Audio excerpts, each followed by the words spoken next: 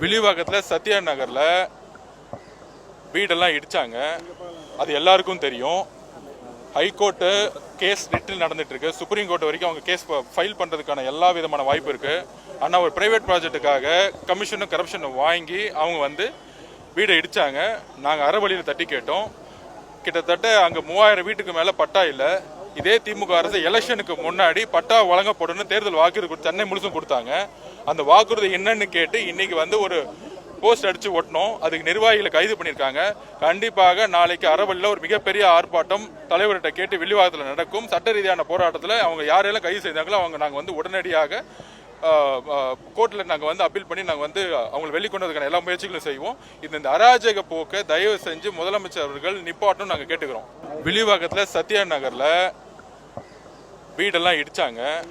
அது எல்லாருக்கும் தெரியும். ஹைகோர்ட்டு கேஸ் ரிட்டில் நடந்துட்டு இருக்கு. சுப்ரீம் கோர்ட் வரைக்கும் அவங்க கேஸ் ஃபைல் பண்ணுறதுக்கான எல்லா விதமான வாய்ப்பு இருக்குது.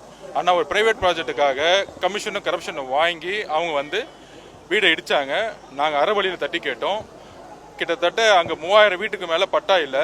இதே திமுக அரசு எலெக்ஷனுக்கு முன்னாடி பட்டா வழங்கப்படும்னு தேர்தல் வாக்குறுதி சென்னை முழுசும் கொடுத்தாங்க. அந்த வாக்குறுதி என்னன்னு கேட்டு இன்னைக்கு ஒரு போஸ்ட் அடிச்சு ஒட்டணும். அதுக்கு நிர்வாகிகளை கைது பண்ணியிருக்காங்க.